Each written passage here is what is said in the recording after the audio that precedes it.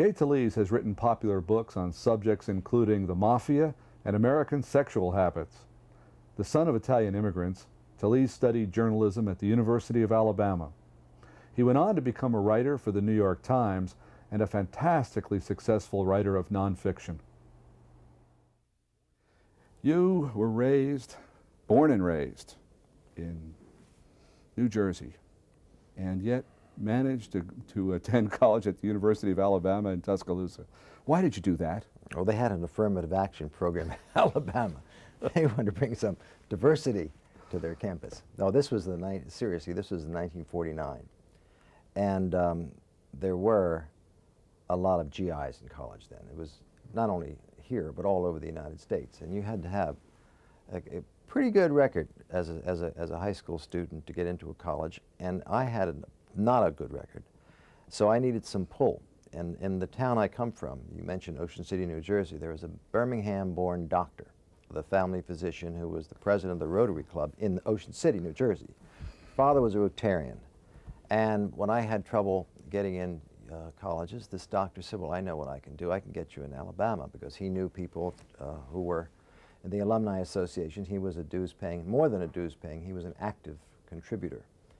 So one could say I was bought into it. I capitalized on the relationship of this man from Alabama who happened to be a physician in my little town in New Jersey.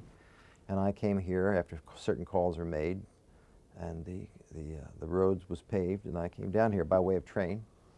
Arrived in 1949 in September, and trained from Philadelphia to Tuscaloosa. Took about 17 hours. It was an all-night train.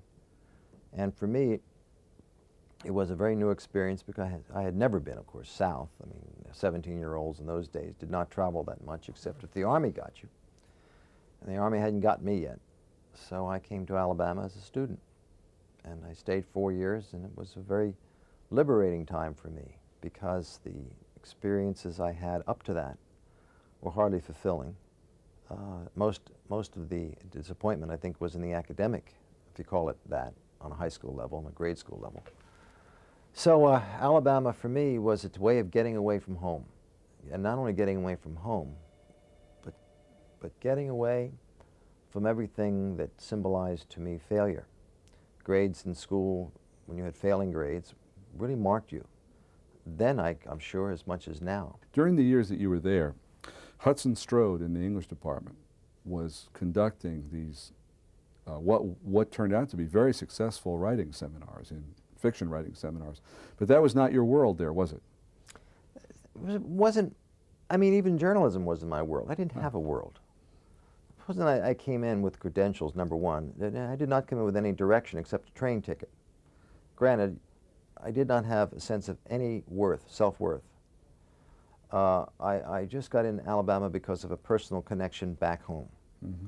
Otherwise, I would have been driving a dry cleaning truck or something like that, which I did in the summers, incidentally, while I was at the University of Alabama. I'd go home and drive a dry cleaning truck to earn some money to pay half of the tuition to stay in Alabama.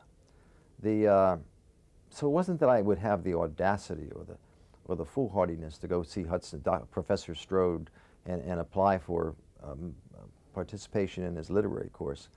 I had all I could do to fill out the forms in English to apply for, just entry into the university. And writing for a newspaper to me was enough of a challenge. Not that I was, as I said before, a directed journalist. I did not have ambitions to be a journalist. I had ambitions to fulfill myself to the degree that I could, writing about other people, mm-hmm. to direct all attention away from myself and to try to focus on other people, and therefore gain a kind of relationship with other people, a community with other people, communication with other people, without having to be accountable for anything that I might have represented, because what represented most clearly my life to me was inadequacy. So journalism was my escape. Alabama was my first escape from home and all that it represented, from the school marks that were always low. And then when I came to Alabama, the university, working with this little paper, the college paper, and later on, I would quickly add, I became the college correspondent of the Birmingham Post-Herald. So I was operating in a metropolitan way on my off hours from the campus. But it was really writing about other people, and as a result of the assignment, the stamp of approval from the Courier, from the, did I say Birmingham Post-Herald? I meant that. I didn't, yeah. And the Crimson White, the Alabama campus paper. I would have a kind of a dance card that other people could fill out, and I would kind of waltz around with them for a while. So it was socially advantageous, you see, for me to have the excuse of journalism to enhance my social life, such as it was, because I was also not a very forward person, and not surprisingly, because I had, again, I didn't have this great sense of being anybody, and so this shyness and this curiosity, the combination of the two, through journalism, provided me with a real way of getting outside myself through other people. Yeah. I've read an article about you not too long ago that praised you as one of the most aggressive interviewers of the 1960s, someone who asked the subject very hard questions, personal questions. This little description of you is a description. I don't believe this. I You don't know don't? where, no, I don't believe it at all. And it's not me. Here I am speaking assertively for a change. But I can tell you, if you want a hard interviewer, there's Mike Wallace, there's Ted Koppel. There are people like that who are detectives, especially Wallace, who made a career of putting people in the hot seat from his very beginning. Tough, aggressive, watching the audience, in this case, someone sitting where I am, squirm. I never did that, never did that. It would be getting people to open up to me, for me to share and never to violate and never to betray, but to get as close as I can to what is private about other people. Because I've told you a good deal that's private about myself, and I told you that about myself was propelled me to get outside of myself because I didn't necessarily like what was in there. I had no sense of pride in what was in there. So I was then reaching into other people's privacy to see to what degree perhaps they had coped with or risen above their own sense of themselves as probably not what they want themselves to be. So I was connecting on that level. It wasn't this hammering Woodward Bernstein's frying the White House stuff. That's another game. That's not my game. That's journalism, hardball, not my game. I have a game, but that's not it.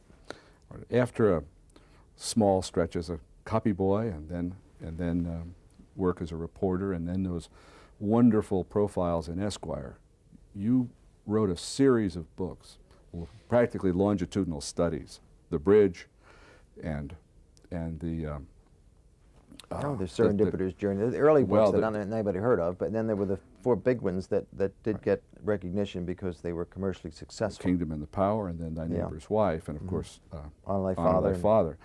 These were books in which you stayed with a subject and a group of people, whether they were bridge builders, a mafia family, sexual habits in America. You stayed with these projects for months, And the last one, months Unto and the even Suns, years. I stayed with that 8 years. Yes. Now, you know, writing about this book, which is not on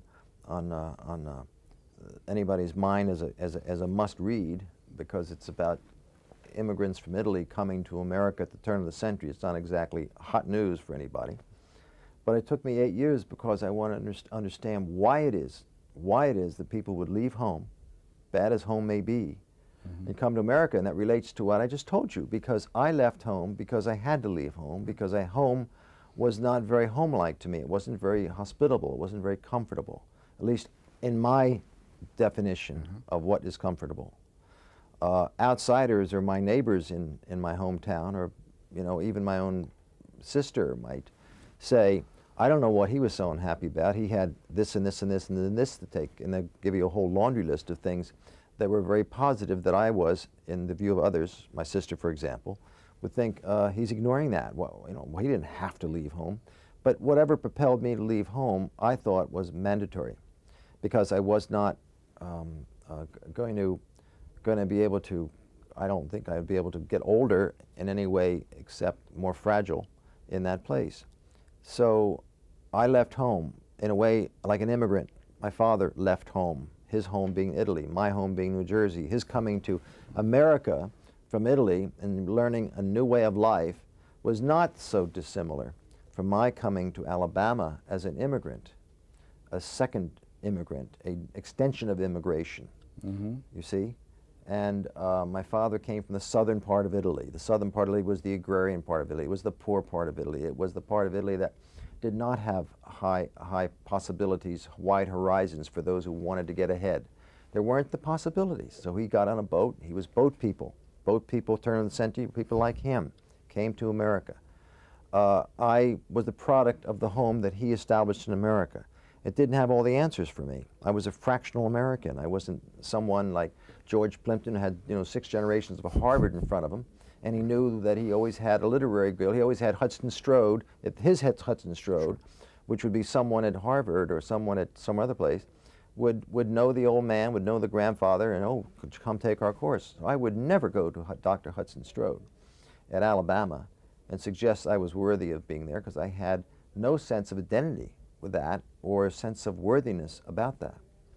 Journalism, which is the lowest form of print, I guess, was all that I could handle. And even I couldn't handle that because I wasn't writing what was the definition of newsworthy subject matter. I wasn't doing that. Well, journalism was the lowest form of print, as Tom Wolfe talks about it, until people like Tom Wolfe and Jimmy Breslin and Hunter Thompson, and we could name a few more, and you conducted a kind of revolution in the 1960s in journalism, which we now are looking at as the new journalism or creative nonfiction, or whatever term people use. And there's a revival of interest in that. How does it strike you that people are now still it strikes 30 me, years later talking about it? It strikes me as wondrous. It strikes me as strange. It strikes me as, in a way, though I cannot sit here and say I'm not pleased by it, because I am, because it's very self-enhancing for a change in my life to have something like this associated with me. I must tell you that when I was doing whatever I was doing in the time that Wolfe was citing me favorably, I wasn't aware of anything new. I wasn't aware of any movement. I never knew what new journalism was. Not only did I not, I don't even know what it was new, and I didn't even know it was journalism. It was neither to me. What I was doing, and not aware that there was a Wolfe and a Breslin and all these other people that, in his academic sense, Tom Wolfe, put it together like we were in a big racehorse and we were all part of a movement, and we all had the same uniform, and we were saluting one another, and we were against the world, and we were new and they were old, and we were inventive and we were creative, and they were reactionary and rickety. That wasn't at all what I was about. What I was about was in my own solitary world, trying best I could to understand people and to write about them with my lack of formal education in writing or journalism or anything, in my own way, which was trying to see what it is about them that I could connect with through my getting to know them. Now, this can be, in retrospect, with a person with the academic as well as creative credentials of Tom Wolfe, see it as a, he make a whole literary thing out of it, which he did. And on one hand, I think, gee, I'm lucky to be in that group, and he calls me kind of a founding father of that business. And on one hand, I want to take a bow because it's Wolfe. Wolfe says this, and why don't I cash in on it? The other hand, this is ridiculous, total fraudulent scene. I didn't become part of anything. I wasn't out ahead of anybody. In my own bizarre and maybe very, very wayward way of going about life, I was just kind of trying to maneuver into a place that I could feel more comfortable with getting to the truth, such as I understood it, of my time, people who shared my time with me. Well, in the early Renaissance, people did not know they were living in the early Renaissance. No, it took PhDs to do that, and Tom Wolfe is a PhD, and he said he put me in there. And no, they didn't say, thank God the Middle Ages are over. They didn't know that they had been in the Middle Ages. Listen, I have to thank Tom Wolfe greatly for that, because of him putting me in that company, or wherever he put me, I get picked up to be reprinted in textbooks, and I get invited to colleges, and, oh, you were the part of the great grandfather clause of backward writing. Oh yeah, that's me, all right. Well, it's me in retrospect. I didn't. Right. Well, the central definition, the one that, it's not just Wolfe's, it's sort of now when people talk about new journalism, the shorthand for it is the application of the techniques of the fiction writer to a true subject, nonfiction, nothing invented. Does that make, Look, does that strike a happy chord for you? I did read a lot of fiction. I did read that. Even as a high school student, you wouldn't know it from the way I describe myself, perhaps, but I did read not what maybe would be regarded as the finest fiction, the kind of fiction my wife describes, the literary fiction that she publishes. But it would be the good writers of my time that I knew about. I knew about John O'Hara. Yeah. You don't have to be too smart to know about him. He's a big-time writer in the 1940s. I knew about a younger writer, Irwin Shaw. I certainly knew about F. Scott Fitzgerald, and I knew about Thomas Wolfe, and I knew about Hemingway, and I read these people. I went to the library and I read them. There was in paperback in those days. So, and when I went to the University of Alabama, I remember I carried some novels with me. I remember I was reading. I remember I was reading in 1950 to The Troubled Era by Irwin Shaw. I remember I was on the train reading that book. And so I read fiction. I did not read nonfiction. I was not reading the biography of Pulitzer and Hearst or about the history of the Herald Tribune. I wasn't reading that. I wasn't reading much in the way of nonfiction in magazines, because it was the Saturday Evening Post and Life magazine. I wasn't interested. I was reading fiction. But what I was trying to do, without knowing I was trying to do it, I was trying to bring story, the sense of story, the sense of character. I remember to nonfiction. I wasn't aware of this movement. I don't like journalism. I don't like new. But I wanted to bring literature. As I read literature, I thought O'Hara was literature, and Irwin Shaw, and of course the others I mentioned, there's no disputing it. I wanted to bring some of that without changing the names. I wanted to write true stories. I don't mean true stories like true adventures. I wanted to write about people who are truly there, at least by definition. I don't want to change their name. I don't want to change the locale. I don't want to falsify the facts. I wanted to write about them in a way that was true to them, but also was a story, with scenes, describing people, what they said, interaction with other people. Well, you've moved from subjects like the mafia and American sexual practices now to a new interest, which is working in a restaurant kitchen, in food preparation. What are you up to? It's really the same thing in a different setting. It's always been about people trying to assimilate into the system. The great democratic republic combining so many people from so many parts of the world, so many of them without the skill of language, some of them, like me, without much in the way of background in America, newcomers. And the subject of restaurants does interest me. It began a little more than a year ago with my awareness that the kitchens of restaurants, big restaurants, small restaurants, are very much made up of people from faraway places, most of them Latin America. And I was in the kitchen hearing Spanish, listening to Spanish radio stations, and they're preparing sometimes Italian cuisine or Chinese. It doesn't make any difference.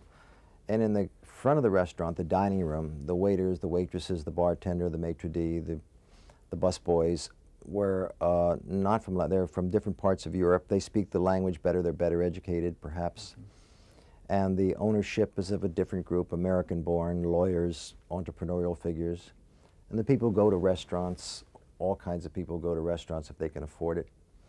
And I thought that in this one place, this thing we call a restaurant, you have so many people of such of variety and background and aspiration, all coming together to perform something that we call an edible meal.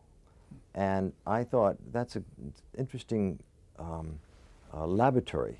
I mean, I'm talking about what I do. It's to study the American experience, the mafia experience, the sexual changes in American private life, which was Thy Neighbor's Wife, the bridge building, the fact of Indians and engineers. The Indians are like working in the kitchen, and the engineers were really the maitre d' and the chef himself. You know, the whole idea of working on something, whether it's a dinner or whether it's a bridge or whether it's a great newspaper like the New York Times story that I wrote about. It is it's a collective force producing something in which all of these people play a kind of part as in an orchestra. So the restaurant to me is many things. We may use the comparison to an orchestra. You have those who play prominent and those who play not so prominent parts, or behind the scenes sounds. And I found, I'm in the restaurant on a regular basis. I go to the kitchen. I occasionally do dress as if I'm part of the kitchen, just as I undressed as I was part of the operation called Sandstone in the Thy Neighbor's Wife book. And it is all part of trying to understand other people and trying to also understand the American process of assimilating these different people in a way that I can find manageable. I mean, I have a restaurant that allows me to find legitimately in one place a variety of people who are centered on one thing, serving dinner or lunch. And it's a business that we mostly take for granted, we who go to restaurants. Every once in a while, we all find us, you know, in the time when so many people are both working, partners are both employed, and the restaurant is becoming, and that doing the pasta chef and the salad and the person who is the expediter who gets, you know, they use computers, as you probably know, and you see your waiter punch out something in the dining room, and it comes in English to people who don't speak English, into the kitchen on a little on a printer, and they read it and they yell out in English what they're reading. They can't even speak English. I just love the fact they use English, just like airplane pilots over Hong Kong use English, or anywhere. And how a chef can have about 15 things on his mind at the same time. He has the fish working here, and he has the chicken here, and he's doing a lasagna over here, and he's sometimes, you know, they get a whole pan of vegetables and toss it in the air and don't drop it. It's like a great catcher, like a baseball guy goes behind the screen and doesn't drop the ball. It's just wonderful to see the artistry of the kitchen. Granted, I keep emphasizing this is an average kitchen, average restaurant, an undistinguished place. It's not, you know, Michelin guide way up there. So I'm finding that a further experience for me, who ever since I became aware of my origins, my being the process of the old immigration to America, the Italian process, the Jewish, Irish, that's all the past. That's ancient history now. We have a new America now, but we're doing some of the things in this country today that were done in the time of my forebears and in my own youth. And I just am interested in this whole business of through an act of dining, which is a wonderful way of making a living, I think, because the people who open restaurants do deal a great deal with trust. It is the fact that you will pay for it later after you've consumed it. They just hope and trust that you'll like it, and they hope in their own skill to continue to maintain that restaurant, because it's a marginal, in terms of profit, it's very, very slim, and it's very difficult to maintain people's interest, because people like changes. And if you have a restaurant that's there for a year or two, granted it may be a good restaurant, still people get tired of it. So you have to keep varying the menu. So there's a lot of skill necessary, and it's an interesting story. And I'm looking for people with good stories within the restaurant story to do what I've done before, whether it's a you know, crime story or whatever it is. Right. How long will you stay with this? When can we look for it? I don't know. I can't tell you. I mean, I've never been able to know when I am finished. Sometimes it dawns on you that you are finished, and then you realize you have to do a little more. I remember when I wrote the book in the New York Times, I thought I was finished, and then I then wrote another chapter, and then I decided not to use that chapter, so I never used it. So you know, you think you're finished, and you're not finished, and then you write another chapter, and then no, I didn't want this. I threw it out. I used that chapter that was supposed to be in the Kingdom of Art in another book of a collection called Fame and Obscurity. Yeah, I better hurry up, because I'm not getting any younger, as they say. Well, then I won't hold you up here any longer. Thank you. Thank you for coming in. It's been a pleasure talking with you. Me too. I appreciate it. Next week, we'll speak with Gay's wife, Nan Talese, one of America's most respected and successful editors of literary fiction. I'll see you then.